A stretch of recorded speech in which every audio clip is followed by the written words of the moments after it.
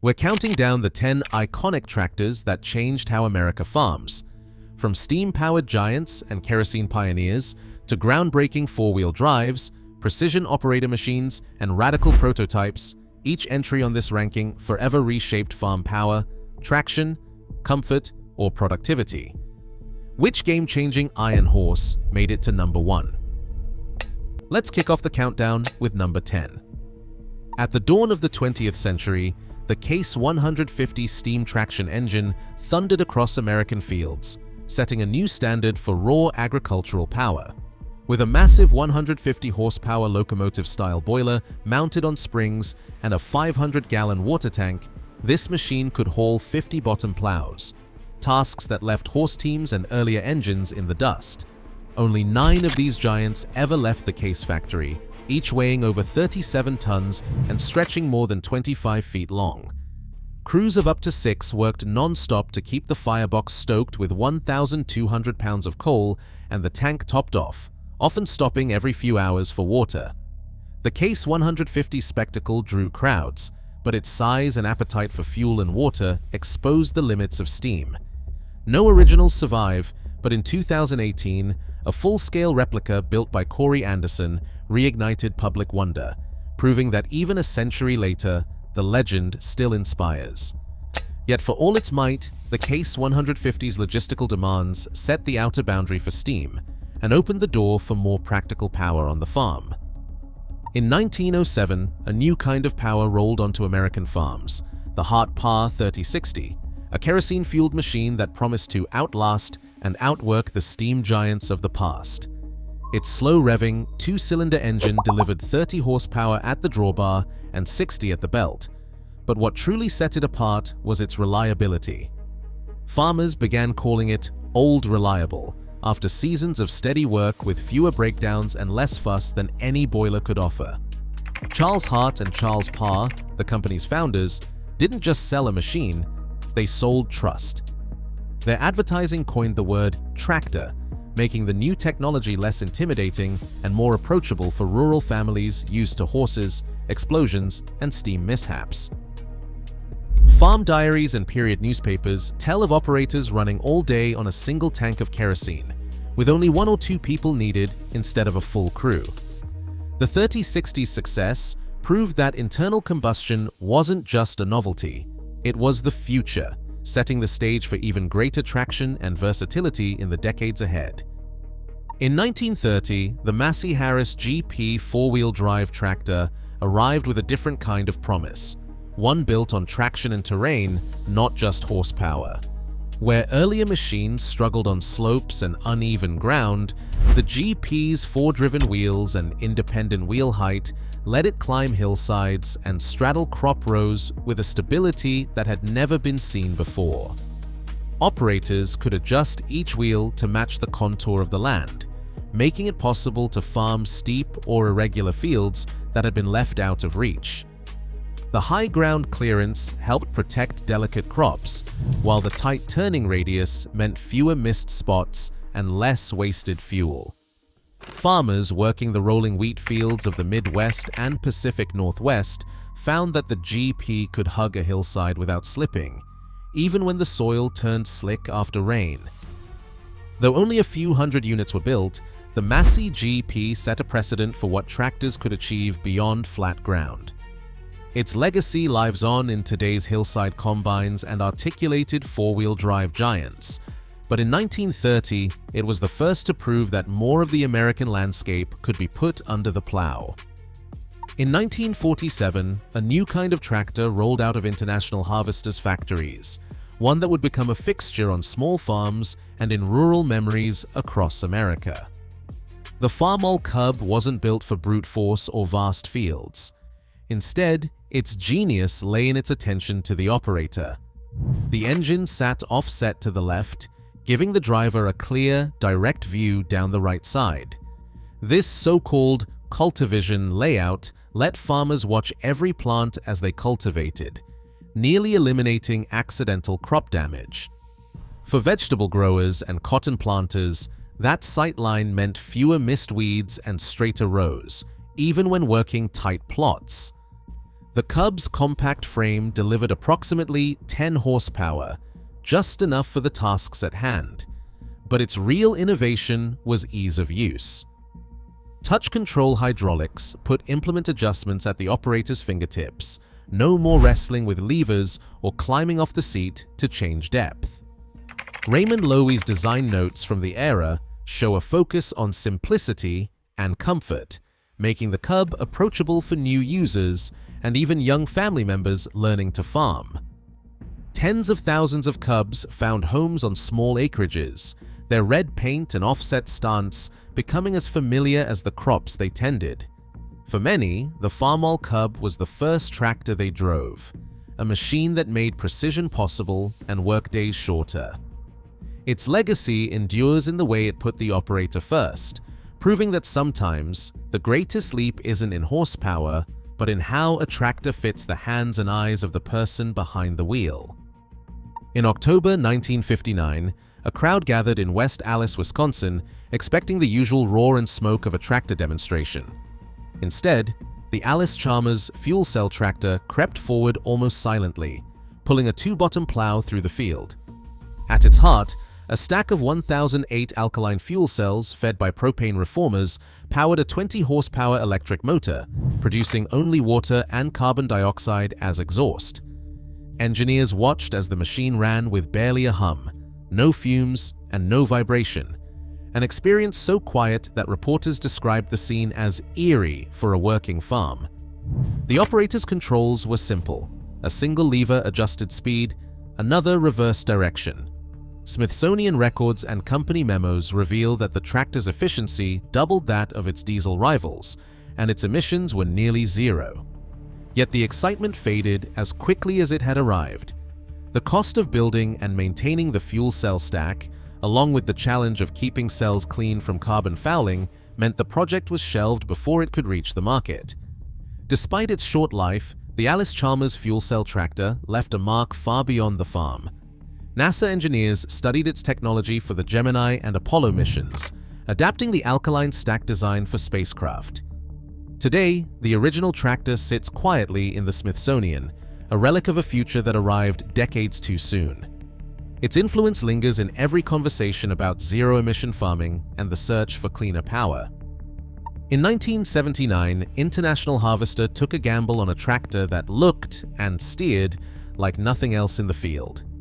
The 2+2, quickly dubbed Snoopy by farmers, stood out with its front-mounted engine and a center hinge that split the tractor in two. This wasn't just for show. The design put all four equal-size wheels to work, giving the 2+2 the pulling force of a big four-wheel drive while keeping the narrow build and agility needed for row crop farming. Operators could snake through tight corn rows with the same machine they used for heavy tillage, a combination that had been out of reach until then. The steering was a source of debate at every coffee shop and dealership.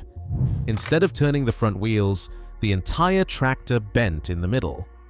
Some drivers loved the way it tracked through uneven ground, while others struggled with the pivot's odd feel, especially at the ends of the field.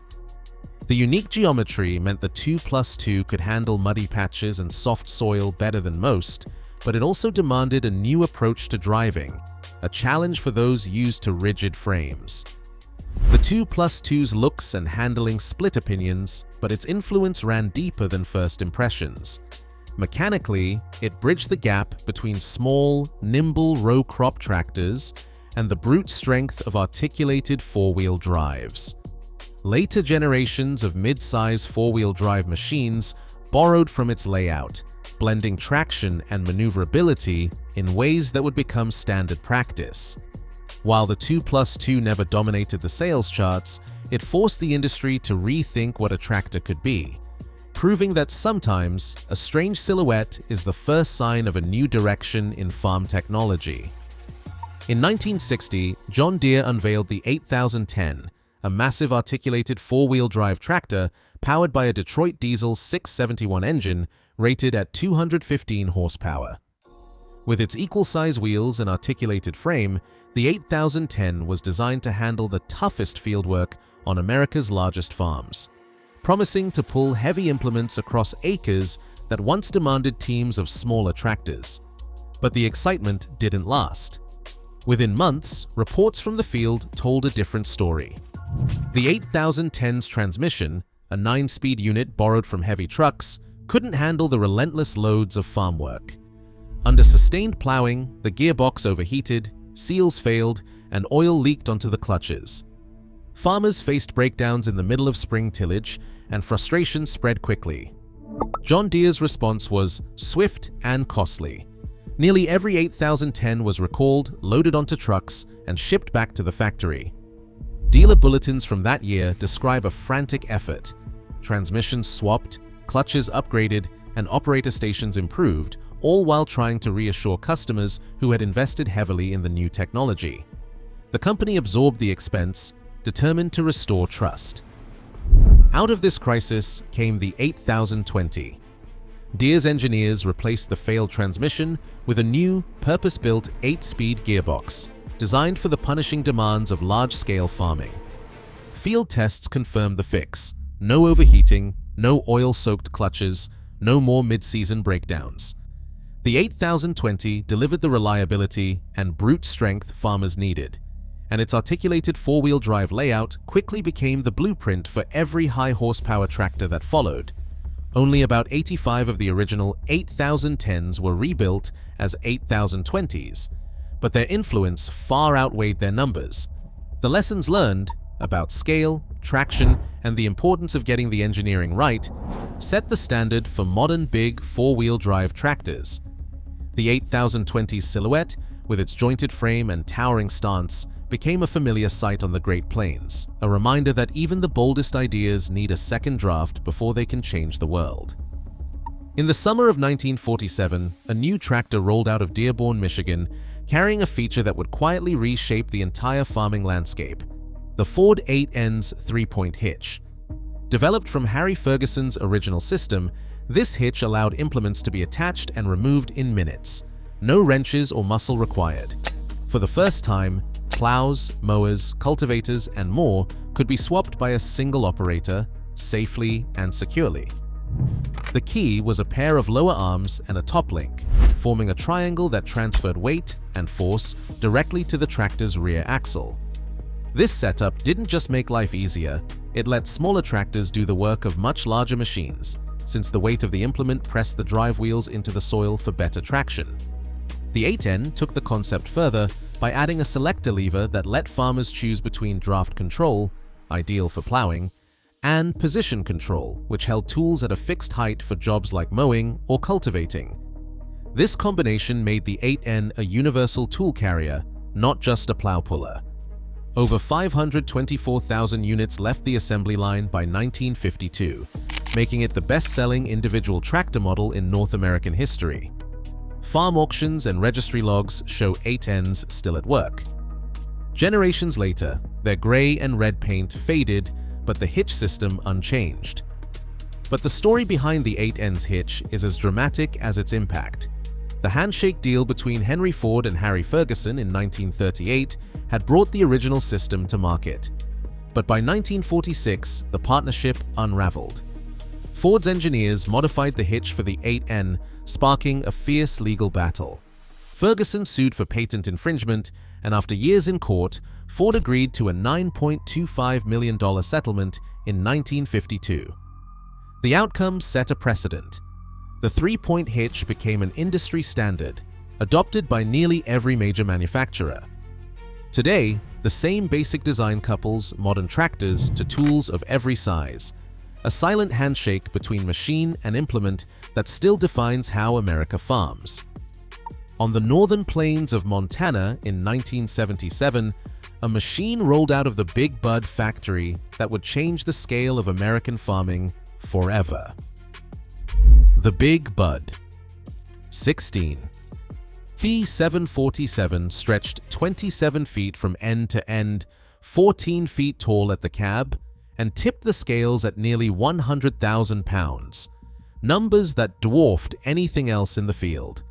Its heart was a Detroit diesel 16 Fee 92, a 16-cylinder engine that delivered around 760 horsepower. more than 7 times the output of most tractors on the market at the time. Commissioned by the Rossi brothers for their cotton and wheat operation in California, Big Bud 747 was built for one purpose: to pull the largest implements ever conceived. Outfitted with custom 8-foot dual tires and a hydraulic system designed for extreme loads, it could tow a 160-foot wide cultivator covering up to 1.3 acres every minute. That kind of field capacity meant a single operator could do in a day what once took a fleet of smaller tractors working in tandem. The build itself was a feat of endurance. Ron Harmon and his team worked 12-hour shifts, often side by side with the Rossi crew, just to keep up with the custom fabrication and supply chain snags. At one point, a key hydraulic pump failed during field testing, threatening to derail the project. Local machinists worked through the night to engineer a fix, and by sunrise, Big Bud was back in the dirt. Even hauling the tractor across highways required police escorts and careful planning. Some rural bridges had to be reinforced just to handle its weight. When Big Bud finally hit the fields, the spectacle drew crowds from miles around. Newspaper clippings and modern farmer profiles from the era capture the awe. A single operator, perched high above the prairie, commanding a machine that could reshape the land in hours. Over the decades, Big Bud 747 passed through several owners before being restored and returned to working order. Today, it's a star attraction at farm shows and museums, occasionally fired up for demonstrations that remind spectators what true mega horsepower looks like in action. Big Bud's legacy isn't just about size, it's about redefining what a single person can accomplish with the right machine, standing as the ultimate answer to the question, how big can one tractor be and still be practical? In the late 1920s, the Fordson Snow Devil screw-drive tractor set out to conquer terrain that stopped every other machine cold. Instead of wheels or tracks, it rolled on a pair of 6-foot steel Archimedes screws, each spiraling forward through deep snow, slush, and marsh. The conversion, officially called the Armstead Snow Motor, bolted onto a standard Fordson Model F. With the engine's power routed to the massive barrels, the Snow Devil could float over drifts that would swallow a horse or bog down any crawler.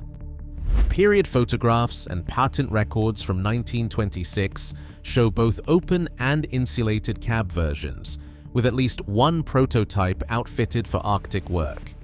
Reports from Alaska expeditions describe the screw-drive Fordson hauling sleds and even airplanes across frozen rivers, while the driver stayed warm inside a makeshift enclosure. The machine's appetite for fuel was legendary. Operators called it a gas pig, but its ability to move supplies and people where nothing else could make it invaluable, at least for a time. Military archives and company memos hint at field trials in northern Canada, but the trail grows faint. No large-scale orders followed, and the Snow Devil's Achilles heel soon became clear. Steering was difficult, screws wore quickly on hard ground, and speed was little better than walking pace. Most units vanished, lost to scrap or the elements. Yet the idea refused to die. Decades later, modern patents for screw-propelled rescue vehicles cite the original Armstead Snow Motor, and a single restored example in Alaska still draws crowds. The Snow Devil stands at the top of this list not because it became standard, but because it dared to go where nothing else could, leaving behind a legacy of radical thinking that still echoes in the world of extreme terrain machines. From the thunderous spectacle of the Case 150 Steam to the outlandish Fordson Snow Devil screwdrive, these 10 iconic tractors chart the relentless drive to make American farming faster, smarter, and more adaptable. Across the list, dramatic leaps stand out. The Ford 8N's 3-point hitch set a new universal standard, while Big Bud 747 redefined what one operator could achieve, pulling 160-foot implements and covering more than an acre per minute. Patterns emerge. Every breakthrough tackled a core challenge: more power, better traction, safer controls, or new terrain. Some innovations, like articulated four-wheel drive and ergonomic layouts, became industry norms. Others, such as fuel cells and screw drives, were too radical for their time but still influenced future designs. The common thread is bold problem-solving. Whether mainstream or experimental, each tractor on this list pushed the limits of what was possible on American soil. Taken together, they remind us that agricultural progress is driven by daring ideas, and the next revolution, be it autonomy, hydrogen, or electrification, will stand on the shoulders of these iron giants.